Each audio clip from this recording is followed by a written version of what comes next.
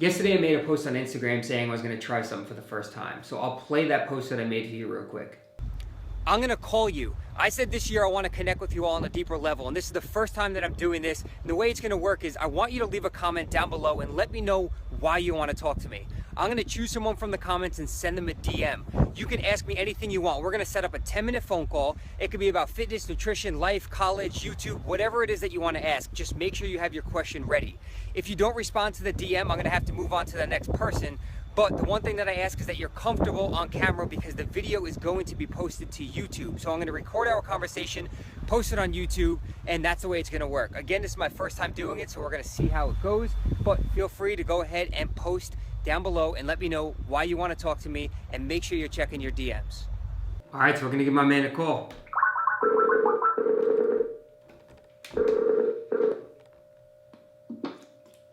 Hey, what's going on, bro? What's going on? How you doing? Not too bad. How are you? I'm fantastic. All right, so you are the winner of the Instagram thing. Cool. So what we're going to do, man, we got 10 minutes. Any question that you have or questions, we'll run through them. I'll give you the best answer I can, and then we'll wrap it up. Perfect. Sounds good. All right, so one thing I was wondering, right now, about a week ago, I started a cut. Okay.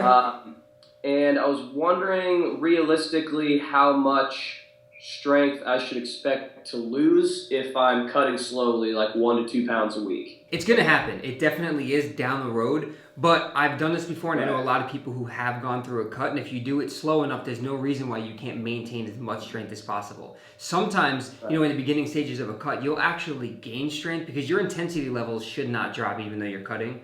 And I think that's what a lot of people assume, or they just feel like, all right, lower calories, I'm not as strong. So they start to lower their training volume, they start to lower their intensity, and that's when they start to lose strength. But if you can keep that intensity high and you make it a slow enough cut, there's no reason why you have to lose a lot of strength. Okay. So I would look at it like, again, a lot of people use numbers, so 1 to 2 pounds per week. I would say rather than using just those numbers, because it's relative to your current body weight and how much weight you want to lose, maybe try going off a percentage of your current body weight. Right. Does that make sense? So like, if you looked at it like throw a number out there, like 0.5 to 1% of your total body weight per week, rather than just throwing 1 to 2 pounds out there. Right. Definitely. Right. Okay, that's cool. All right. I haven't thought about it like that. Because I've been kind of structuring my own like powerlifting, hypertrophy type training. Okay. And I'm just wondering if I'm more or less wasting my time pulling, some really heavy doubles on deadlift or something like that, if I'm not necessarily going to be getting stronger. So that's just something that I've thought about. Yeah, no, keep the training intensity high. I wouldn't let all of your training be revolved around kind of that really low rep stuff. But if you built your own mix of the two and you're getting your lower rep strength work in and you're still getting plenty of volume in, you'll retain as much muscle as possible. I mean, again, eventually, depending on how deep you get into a cut, you might lose some muscle, you lose some strength, but that's just the nature of it. But I would say keep that training intensity high, keep the volume in there, and make the cut, make it a process. Don't rush into it. Right, yeah, definitely. Yeah, the first time I did it, I just cut it way too quickly. And, we all do. Screwed up. I'm pretty sure I screwed up my metabolism and, all this different stuff. But let's see what else I got. Is Max tuning the same in real life as he is in the videos? Because he is an interesting dude. I was wondering how, if there was going to be another collab. Max is the same person he is. And he's the first one to say it. He's weird, he's goofy, he's funny, but that's just who he is, man. He is a character. And we were actually talking last night. We are definitely going to set something up. I know he has some traveling. He's got LA Fit Expo. But we will be together in Australia at the Arnold. So that's going to be in March. But I want to try and get something together before that. Maybe I'll go to him for a weekend or he'll come out to me and we'll get something going. Right, okay, cool. That actually leads into my next question. So do you have any tips for tracking macros in like special situations where you don't necessarily have like a food scale or nutrition labels? Like when you're going to be in Australia, I'm sure y'all are going to be going to like a catered dinner or something. Like how would you, go about tracking macros? All right. So what I always tell people, and what I wish I told myself a long time ago, was it's not that serious. Okay. Unless, if I don't know if you have plans on competing or stepping on stage or doing a photo shoot. So when you have that end goal in mind and your physique really matters on a certain date, then yes, I would say consistency and accuracy is extremely important. But if you're just going out for a night, whether you're going out with your friends or your family, I would not stress it at all, man. I would just do your best. If tracking is something that you really want to stay consistent with, I would say do your best and estimate. You can look on MyFitnessPal, and usually most restaurants will have like ballpark figures. Right. But again, if you want to be really accurate, I would say just stay away from things like, you order a meal, stay away from heavy cheeses, stay away from sauces, dressings, any kind of calorie beverages. Right. But that's really it, man. Like, if you're going to go out and you really want to stay on track, keep it simple. Okay, definitely. All right, what else I got? Is the anabolic window a myth? Yes. Okay. Well, there we go. That was easy. No, but yeah, I don't want to just give you like an answer like that. But I would say the way it was talked about years ago, that whole 30-minute to an hour window to consume protein, right. That was, now it's looked at as an exaggeration. Like, there are still, I used to do it. I shit you not. I was one of the people who would finish my workout, go to the locker room and chug a shake. Like, I had to have it right there. Exact same way. And I think a lot of people were, until the last few years where people started debunking that. But I made a video on that a while ago, and I don't know if you know who Brad Schoenfeld is, but he's called, they call him the hypertrophy expert. Okay. He has his PhD in a lot of science of hypertrophy, and at all of his conferences, he plays my video about the anabolic window because it was just it was a spoof on, having to get your protein in right away. But I would say it is beneficial to consume some protein sometime after your workout, whether it be an hour or 2 hours. I don't think it's the smartest idea to train and then 8 hours later consume protein. Right. And I don't think it's going to hurt you if you have a shake within 30 minutes to an hour. You know what I mean? So it can hurt, and it's not going to kill you if you have to wait an hour or two. So. Right. Okay. Cool. Do you have a go-to song for a big lift, like a big PR? Normally, it's going to be loud rock screaming type music. When I'm in the gym, it's typically I like a lot of rap, R&B, not R&B, hip hop. Sometimes even some dubstep stuff. So pretty much a mix of all different music. But I would say if I'm about to hit a deadlift PR, it's going to be some loud screaming. I listen to some Disturbed. I listen to Avenged Sevenfold. Whatever's loud and screaming. I got you. But I'll let everyone know. I'll make a post when I actually have a set playlist down on Spotify so people can follow if they want. Yeah, definitely. That'd be awesome. Yeah, man. You said you listen to Logic. I love Logic. Oh yeah. It's awesome. Yep. Do you have any tips for? So for me, because I feel like what I've done has worked so well for me, and I really want to try and help other people. Do you have any steps you can take to kind of slowly maybe get into coaching, or and it would never be at least right now, it would never be my primary job. It would just kind of be something on the side. Do you have any tips for that? Okay, first of all, I did look through your Instagram. Can you just real quick, because this is on the video, talk about what your story? I know your transformation, it was incredible, but if you just want to just talk about it real quick. Yeah, definitely. So about 2 years ago, in February of 2014, I was about 210 pounds with absolutely no muscle on me whatsoever. And I was, I wasn't an unhappy person, but the way I looked and the way I felt was always something that I was very self-conscious about. And I tried a lot of times before, the New Year's resolution thing, the P90X, this, that, and, nothing really worked. And I finally decided that it was something that I wanted to do, it was something that I needed to do. I found a lot of your videos around that time and just tried to learn as much as I could. I lifted for about a year before I had actually tried to lose any weight. And I was making crazy strength gains, making virgin gains for about a year.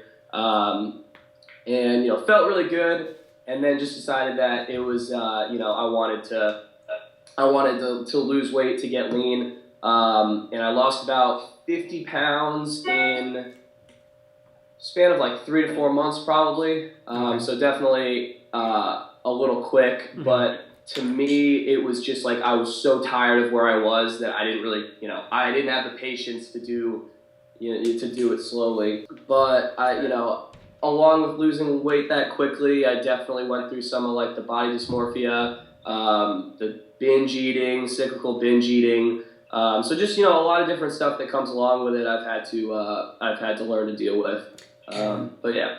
That's incredible, man. And you know what? Like, when you look back on it, you see how much you've learned. And like now, it's hard to relate to people. Like if you told someone you were going to lose 50 pounds in 3 or 4 months, they'd think you're crazy.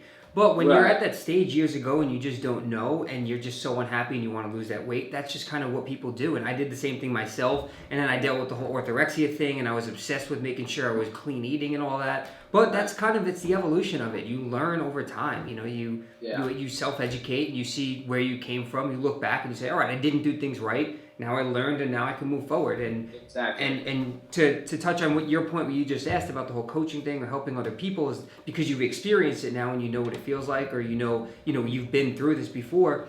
I would say start with friends and family. Find a friend in college and bring them along on the journey with you. If they've never been to the gym before, teach them how to lift, teach them about nutrition and macros, and I'm sure they'll get inspired by it over time. It takes a few weeks to create a habit out of it. But, find a couple of friends, find a family member that you want to help out. Just let them know, like, this is something I want to do. Or if someone's come to you and asked for advice, be like, all right, let's do it. And write them out a little plan or bring them to the gym with you and teach them macros. And I'm sure they're going to see results. And you'll see what it's like to work with someone. And then do that a bunch of times, produce some results. And then you can kind of start to ease back into coaching. If you want, come back and reach out to me and we can talk more about it. But I would say the easiest way to do it is just help people close to you. Right, okay, awesome.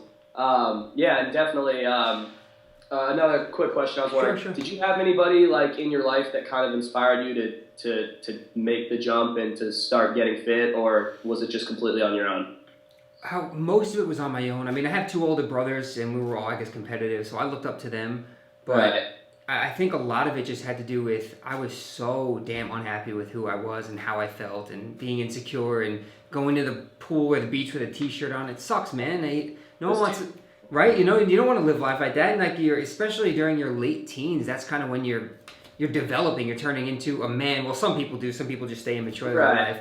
But that's when you're growing up, and that's when people are also judging you the most, and you're the most critical of yourself. So it sucks to live life like that. And I was just like, dude, I can't do this shit anymore. So I decided, like, I started watching YouTube videos like most people. That's how they get started, right? So I was watching a couple of people on YouTube, watching what they were doing. Whether they were doing it right or wrong, I was like, hey, it works for them. I'm going to try it out. Right. And one day I was just like, you know what? I'm going to just make a YouTube video. If I can help one person feel better as I'm trying to do it myself, then cool, we did it together. And it just kind of spiraled into everything. So in my personal life, I wouldn't say there was someone who really, really pushed me to get in shape. It was something I had to do for myself.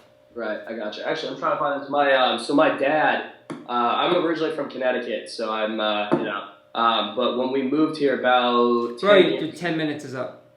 I'm playing, dude. I'm just kidding around. No, it's the first time I'm doing this, so go ahead. I'm just messing with you. I was right in the middle. But yeah, so my dad, when we moved, he kind of did the same thing that I did. So I did about 2 years ago. So he lost like 50 pounds.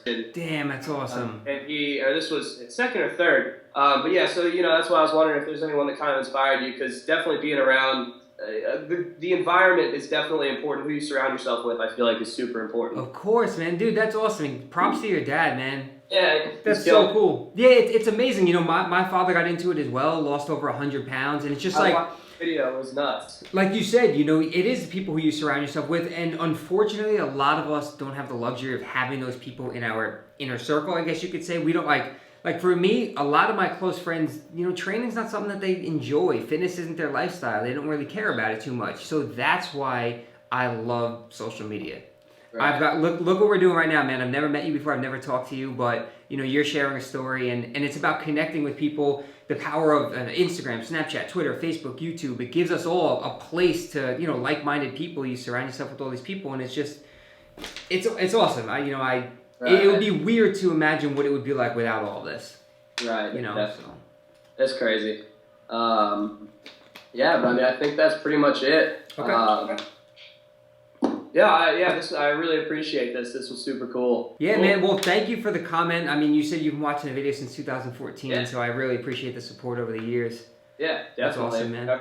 Ever in North Carolina area, let me know. We can get a workout in. Sounds good, my man. Well, we'll stay in touch. Thanks again, and I appreciate your time, bro. Yep. All right, you have a good one, man. All right, take care. Yep. That wraps up the first call, and I would say it went pretty well. Matt, thanks for coming on. I will be doing this again. So as I mentioned earlier, make sure to turn notifications on Instagram and follow along on Twitter and Snapchat. I'll be doing different things on every platform. Facebook, whatever it is, I'll have everything linked in the description box below. But give me a follow on there and turn notifications on because you're not going to want to miss anything. And I'm going to be coming up with a name for this segment that I'm doing, whether you want to call it a show, whether you want to call it a Q&A. I'm going to come up with something clever. If you guys have an idea, leave it down in the comment section below. But I'm excited for this year. I'm excited to connect with you guys. And thank you again for all your attention. I appreciate it. Done.